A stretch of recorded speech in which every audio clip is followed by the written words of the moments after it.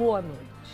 Hora do Voto inicia hoje a série de entrevistas com pré-candidatos à presidência da República para uma exposição de ideias sobre a vida do país, a política nacional e as prioridades de projetos de governo. E o nosso convidado é o governador de Pernambuco, Eduardo Campos, presidente nacional do PSB, político de ampla experiência no legislativo estadual e federal e ex-ministro da Ciência e Tecnologia no primeiro mandato do presidente Lula.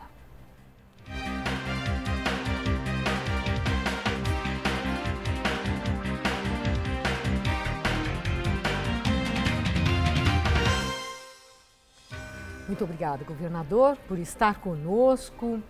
Governador, hoje é um dia importante na vida do país. Em 1964, o governo do presidente Jango Goulart foi derrubado por um golpe militar que resultou numa ditadura inclemente, tempos de arbitrariedades repugnantes, de muito sofrimento. E o senhor não era nascido. Entretanto, o senhor cresceu num ambiente em que certamente o senhor ouviu muito sobre esse período da vida do país. O seu avô, Miguel Arraes, foi um baluarte pela volta ao Estado de Direito na vida do país, então governador de Pernambuco e vítima também da arbitrariedade. Que lição o senhor recebeu dentro de casa sobre tudo isso que aconteceu com o país, sobre essa época do arbítrio? Compromisso com a liberdade, compromisso com a democracia, compromisso com a liberdade de expressão, com os direitos humanos, são fundamentais para a gente construir uma sociedade mais justa e equilibrada. Eu nasci em agosto de 65, numa família de perseguidos políticos. Uma parte da minha família tinha ido para o exílio, outra estava na cadeia, outra estava escondida. E eu experimentei desde criança, da primeira infância, o gosto da falta da democracia e da liberdade. Por isso, um compromisso de vida com a liberdade e com a democracia. Amanhã, 50 anos do golpe militar. Mas esse ano de 14 também, nós vamos ver os 30 anos das eleições diretas já, os 20 anos do real. É um ano, portanto, carregado de símbolos. Eu acho que será um ano muito importante para o futuro do Brasil. Agora, governador, 50 anos depois, o senhor é pré-candidato a presidente da República, será o candidato, segundo a convenção do seu partido, né? O que tudo indica, será o senhor o candidato. E nós já tivemos 3 presidentes da República que tiveram o compromisso com a volta ao Estado de Direito e que também prezam a liberdade e lutaram pelo respeito aos direitos humanos no nosso país. Que mensagem o senhor passa para aqueles brasileiros que são saudosos do tempo da ditadura, porque entenderam que aquela era a época de ordem e segurança e modernização da economia? Esses que se dispuseram a marchar, a reeditar aquela marcha pela liberdade, com Deus, com a família, pela liberdade. O que o senhor diz a eles 50 anos depois? Primeiro, eu respeito a opinião das pessoas, mesmo daqueles que não concordam comigo.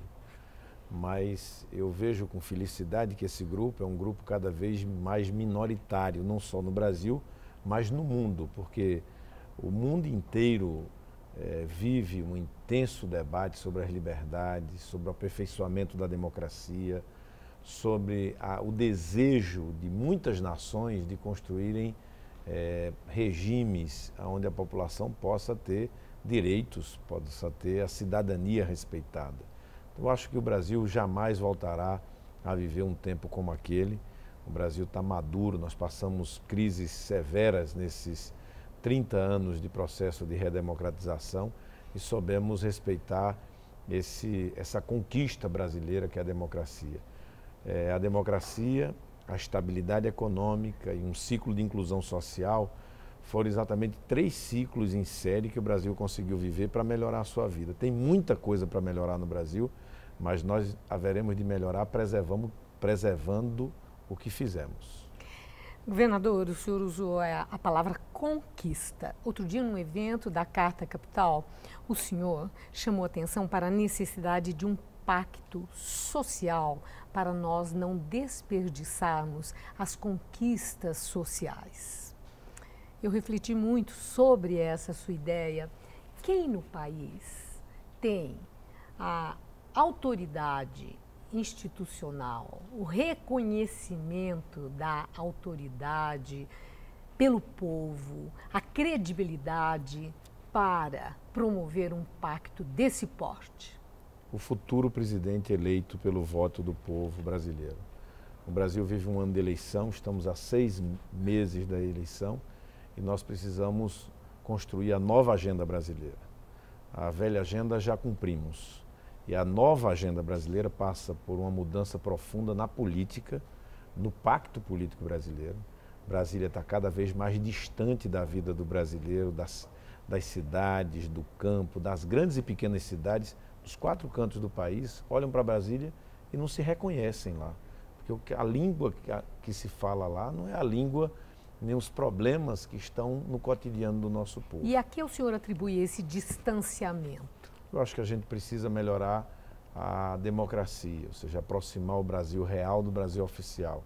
Só faz isso se mais gente boa vier participar da política, se a gente passar a limpo o Brasil no voto. Foi assim para construir democracia, foi assim para construir estabilidade econômica, foi assim para criar um ciclo de inclusão social. Será assim para construir o Brasil pós essa crise que nós vivemos, que é uma crise econômica, mas é sobretudo uma crise de valores e uma crise de confiança. E essa crise de confiança é exatamente porque o pacto político que está em Brasília não expressa mais o pacto social que nós vimos nas ruas no último ano. Nós precisamos de uma nova agenda, de uma nova aliança, de gente nova para fazer muita coisa boa pelo país. Agora é interessante o senhor falar desse distanciamento do poder em relação à população, dos representantes do povo, das instituições, da descrença. E quando nós estamos assim numa fase que vem de governo popular, governo Lula, governo Dilma, com preocupação com o social, governo do qual o senhor fez parte intimamente, digamos. O senhor foi ministro de Estado do presidente Lula e mesmo no governo Dilma ter o PSB na base parlamentar tendo participação. O que aconteceu? Por que foi que, de repente, o aliado PSB resolveu cair fora? Era pelas suas intenções de disputar a presidência da República ou houve ali algo sério, grave, uma incompatibilidade insuportável e não deu para continuar? De fato, a divergência é um processo. É um processo de afastamento que levou a gente a sair do governo. Nós sentimos, o Brasil melhorou durante o governo Fernando Henrique. O Brasil melhorou durante o governo do presidente Lula e nós ajudamos essa melhora. E a presidenta Dilma foi eleita para melhorar o Brasil. E o que a gente percebeu é que o Brasil parou de melhorar e em algumas áreas começou a piorar. E piorou também na política, porque a presidenta que parecia que ia fazer a chamada faxina, que ia fazer um novo pacto político, ela seguiu criando ministérios, distribuindo ministérios com forças atrasadas, discutindo menos com as forças que historicamente ajudaram esse projeto e mais do que de repente só caberia a nossa atitude de dizer, olha, fique inteiramente à vontade, esse arranjo político já não nos cabe. Dissemos isso já em 2012, quando tivemos uma disputa eleitoral com o Partido dos Trabalhadores em várias capitais. Reafirmamos isso nas eleições do Senado e da Câmara, quando tivemos uma posição diferente do bloco majoritário do governo. E, de fato, se existe uma candidatura do PSB, Rede, PPS hoje, é porque esse espaço surgiu em função dos equívocos e dos erros que a presidenta Dilma cometeu. Se ela não tem cometido erros, se o Brasil está melhorando, se a política está melhorando, se o Brasil está crescendo, gerando e distribuindo renda, dificilmente uma candidatura do nosso campo teria espaço para disputar e vencer as eleições. Mas o problema é a presidente Dilma Rousseff ou é um modelo que ela seguiu, deu uma continuidade, pode não ter sido idêntico, mas é uma continuidade do modelo Lula, com quem ela tem interlocuções, aconselhamentos tão frequentes. Ela tem ali, muito próxima a ela, pessoas da maior confiança do presidente Lula. É o desgaste desse modelo ou é a personalidade, o jeito de ser da presidente Dilma? Para que o senhor tenha feito as críticas que vem fazendo a ela em relação a uma fadiga, a uma exaustão do governo dela.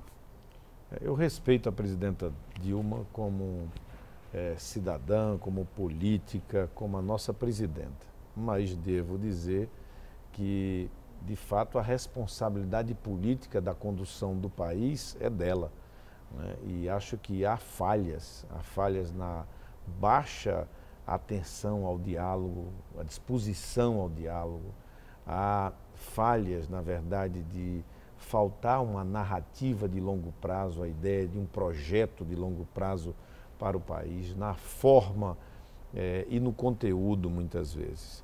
Agora, claro que o chamado presidencialismo de coalizão, essa coisa de juntar uma série de partidos, de querer ter uma base maior do mundo, de fazer um diálogo sem ser um diálogo programático com os partidos. Na Europa, um governo novo senta com os partidos, discute programa, compromisso, né, dos partidos e leva aqueles compromissos, o ideário do partido para a prática do governo. Aqui, um debate que a gente vê é só a distribuição de cargos, como se tivesse... Toma lá da cá. Toma lá da cá. Isso está vencido. Isso agride a cidadania brasileira, isso é algo que incomoda qualquer um, que a gente vê que como é que os serviços públicos vão melhorar se as pessoas são recrutadas na base do que indica e não na base da competência, da capacidade, do mérito. Será que uma grande empresa brasileira ou multinacional sobrevive se não for buscar pessoas com capacidade para dirigi-la? Será que uma grande instituição sobrevive se nesse momento fizer as velhas práticas do século passado? Não. Por que é que o setor público tem que insistir em fazer da mesma forma que se fazia no início do século passado? Acho que a gente tem que oferecer ao país uma opção de quem está assumindo um compromisso de fazer de um novo jeito. Agora, o senhor fala de fazer um novo jeito, o senhor fala, né, de um novo político, uma nova política. Entretanto, recentemente o senhor subiu o tom, né? Diferente até do jeito que o senhor está falando agora em relação às críticas à presidente Dilma. O senhor usou umas expressões que surpreenderam. O senhor disse que ela estava de aviso prévio. O senhor falou que ninguém aguenta mais 4 anos com a presidente Dilma. Um linguajar que nem parece muito ser o seu, está mais para... políticos mais ácidos, do tipo do garotinho César Maia, Ciro Gomes, eles usam muito esse jeito. Não era o jeito Eduardo Campos que a gente conheceu. Isso não pode ser contraproducente por estar exibindo um jeito de ser diferente desse novo político que o senhor prega como integrante da nova política que promova a mudança no país? Primeiro é importante a gente dizer o que é nova política. A nova política não é praticada só por pessoas mais jovens. A nova política, a meu ver, é quando os políticos se reúnem em torno de um pensamento, de uma pauta objetiva que dialoga com o que a sociedade deseja. Quando os políticos jovens e mais velhos se reúnem em torno dos seus próprios interesses, aí é velha política. Quando nós nos reunimos para fazer eleição direta, tinha políticos já de idade, Ulisses Guimarães, Mário Covas, estava lá o Montoro, estava lá o Tancredo, o Dr. Arraes, o Brizola, todos com muita idade, mas fazendo uma nova política que era uma pauta que interessava a sociedade. Mesma coisa no impeachment, a mesma coisa quando colocamos o presidente Lula na presidência da República.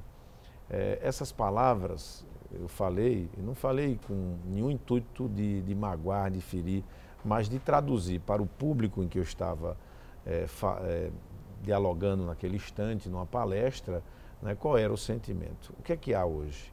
70% da população deseja mudança.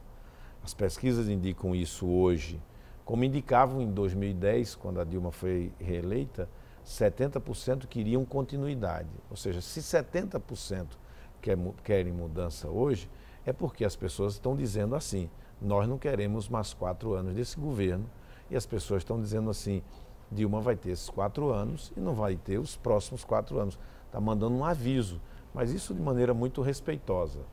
O senhor falou, né, quando o senhor se referiu a essa questão da mudança, da pesquisa que mostra, né, que esse percentual tão elevado de brasileiros quer mudança. O senhor disse, mudança é a pegada.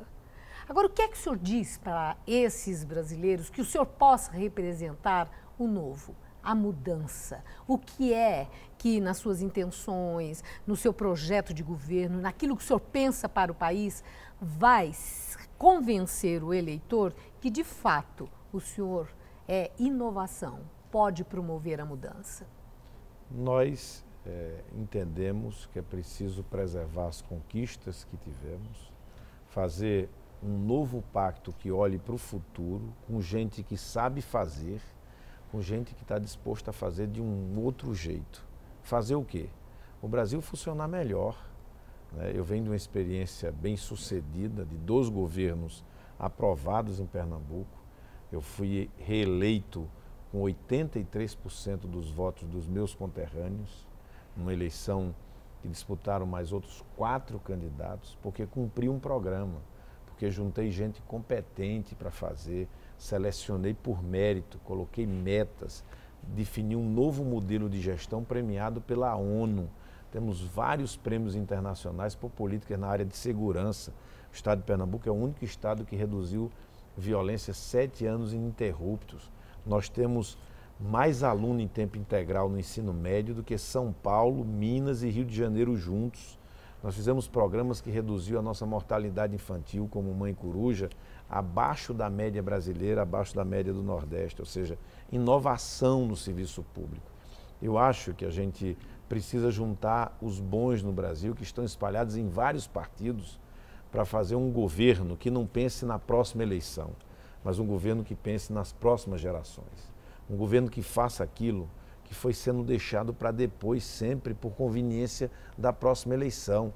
Ou seja, e que a gente faça um governo que não seja apropriado pelos partidos, um governo que seja apropriado pela cidadania brasileira, para colocar esse Estado para trabalhar para o povo, e não como é hoje, que é o povo trabalhando para manter esse Estado que não trabalha de maneira adequada para a população.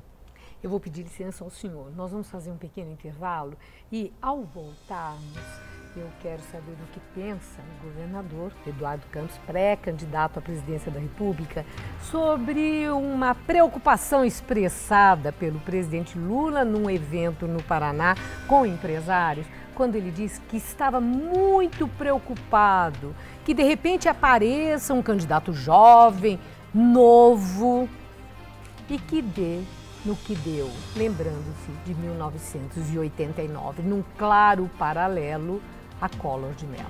Voltamos num instante.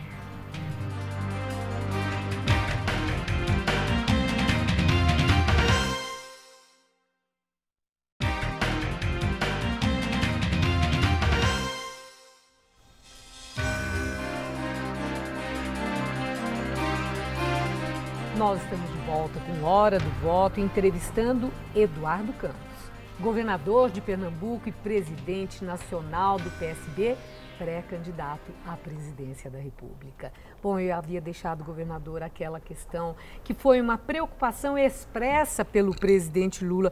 Eu até procurei transcrever como foi divulgada, como ele se expressou, que ele estava preocupado que se repita no Brasil o que aconteceu em 1989, quando o brasileiro elegeu um desconhecido que se apresentou muito bem, que se apresentou como um fator de mudança. E aí foi estabelecida uma relação de que ele estaria comparando o senhor com Fernando Collor de Mello. O senhor deu uma resposta logo em seguida. O senhor entendeu assim também? Eu falei simplesmente que a esperança ia vencer o medo, como venceu em 2002. Uma ironia fina, vamos dizer.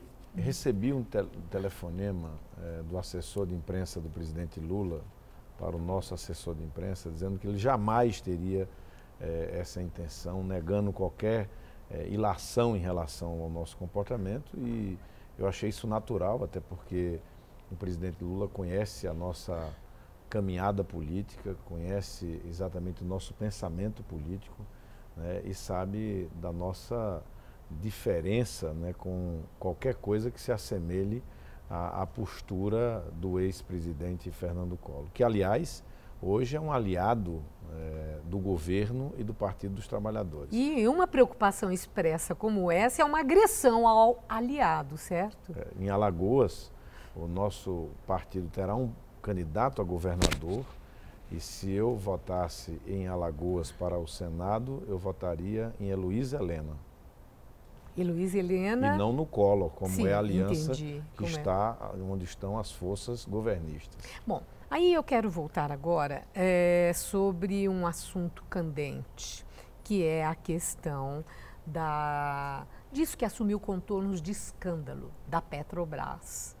Não o que já está sendo investigado pelo Senado, plataformas que teriam sido alugadas com superfaturamento, não é isso, porque isso já estava rolando. É a questão da compra da refinaria americana no Texas, Pasadena, por um preço muito superior a de mercado, um negócio que chega a 1 bilhão e quase 200 milhões de dólares e que causou uma perplexidade por ser um negócio muito oneroso e com muito pouco esclarecimento. Mesmo a presidente Dilma tendo feito aquela nota em que ela diz que quando era ministra e presidente do Conselho da Administração da Petrobras, que ela deu o aval para o negócio em função de um relatório resumido que ela havia lido, em que havia falhas técnicas e jurídicas pela omissão de algumas cláusulas que, se ela tivesse sabido, não teria dado o aval. Como é que o senhor vê tudo isso? O senhor está perplexo, como tanta gente, ou acha que as coisas têm as circunstâncias da época e que naquela época pode ser sim que seja como a antiga direção da Petrobras explicou, um negócio viável, que foi feito e bem feito? Eu acho que todos esses fatos devem ser esclarecidos à sociedade brasileira. Nós temos na Petrobras a maior empresa brasileira, pública brasileira. Nós vimos nesses últimos 3 anos a Petrobras reduzir seu valor de mercado a metade do que era. Não é natural isso. A Petrobras era a 12ª empresa de petróleo no mundo, hoje está abaixo da 100ª. Tem alguma coisa errada. E essas coisas erradas precisam vir à tona para que nós possamos resgatar a Petrobras. E como vir à tona? Qual é o instrumento, o mecanismo, o que é o mais adequado para que haja transparência e esclarecimento? Eu acho que os mecanismos de auditoria de uma empresa de capital aberto como a Petrobras, o controle externo que é exercido, né, pelo Ministério Público, pela Corte de Contas da União, Tribunal de Contas, a própria Justiça, onde tem alguns processos que estão rolando de aquisição de outras refinarias lá fora, e o próprio Parlamento, através da convocação de ministros e dirigentes da Petrobras, como também da própria Comissão Parlamentar de Inquérito. Todos os mecanismos devem ser utilizados. Para quê? Para não se confundir a Petrobras com esse tipo de atitude. A Petrobras tem muita gente séria, muita gente que construiu aquela empresa, que ganhou o respeito do mundo, que ganhou espaço no setor de energia no mundo, e nós precisamos, há um tempo que estancamos a sangria da Petrobras, que punimos quem errou, a gente tem que reconduzir a Petrobras a um trilho seguro que ajude o Brasil a crescer e se desenvolver. Eu tenho aqui uma questão ainda em relação a comentários que o senhor tem feito e aqui também fez. Eu tive a impressão que, em relação ao governo Lula, o senhor não fez restrições à continuidade, ao governo Dilma, e daí aquele estranhamento do PSB e a retirada da aliança que dá sustentação ao governo da presidente. O senhor, ao não criticar o governo Lula ou fazer o senhor tem uma intenção política, eleitoral, de passar para o eleitor também a ideia de que o senhor tem uma admiração e que possa ser a continuidade daquele modelo inicial que encantou tantos brasileiros e que ofereceu resultados do ponto de vista de políticas públicas nas questões sociais graves do país, qual seja miséria? Todos os governos têm coisas boas e coisas ruins. Tem governos que têm mais coisa ruim do que coisa boa e transforma-se num governo ruim. O governo do presidente Lula teve falhas, claro, imperfeições, teve alianças com as quais nós não concordávamos, mas teve muita coisa boa. O saldo do governo do presidente Lula para o país é um saldo extremamente positivo, porque o presidente Lula preservou as conquistas iniciadas por Itamar e o presidente Fernando Henrique Cardoso e soube ir além distribuindo mais renda, fazendo mais inclusão bancária, gerando milhões de empregos, desenvolvendo o país. O que acontece com o atual governo é que ele foi eleito para seguir em frente nas mudanças, melhorando a qualidade da gestão, a qualidade da política, e o que nós vimos foi retroceder. Ora, o setor que a presidenta mais entende, que é o setor de energia, veja o que aconteceu com a Petrobras e a Eletrobras. Perderam juntos quase 250 bilhões de valor essas duas empresas. A minha última questão é sobre a sua aliada, Marina Silva, que não está aparecendo tanto. Ela está mais recolhida. Havia uma grande expectativa de transferência de votos de Marina Silva para Eduardo Campos. A ideia que está passando é que ela não arregaçou ainda as mangas em relação à campanha e sair a campo para convencer o eleitor que o voto que ela receberia deve ir para o senhor. O que é que Marina Silva está esperando para essa militância mais ativa? A Marina e eu temos trabalhado juntos e muito, intensamente no debate sobre o programa. Até porque numa campanha tem várias fases. Tem a fase de reunir as ideias, porque eu acredito que são as ideias que unem as pessoas. Essas ideias nós estamos reunindo com a participação de milhares de brasileiros, inclusive com uma plataforma na internet, onde as pessoas estão de longe sugerindo, opinando, criticando. Lançamos recentemente as diretrizes do programa, fizemos o seminário regional da região sul em Porto Alegre, fizemos um seminário no Rio de Janeiro, fizemos um seminário em Salvador, vamos fazer Brasília e Manaus, ouvindo as regiões, e vamos seguir para, em junho, apresentarmos, eu e a Marina, ao Brasil, andando pelo Brasil, as nossas ideias sobre como vamos construir um futuro melhor para o povo brasileiro. Ela está muito empenhada, animada nessa caminhada, e eu estou seguro de que nós vamos, em 2014, fazer um ano em que o Brasil será vencedor nesse debate democrático, mostrando que há um caminho, um novo jeito, para que a gente possa, a partir de 2015, reanimar o Brasil com o seu futuro. E eu agradeço muito a sua presença na hora do voto, a clareza com que o senhor expressa as suas ideias. Muito obrigada, uma boa noite. Obrigado. E termina aqui a hora do voto. Uma boa noite a todos. E até a semana que vem, na segunda-feira, às 11h30 da noite.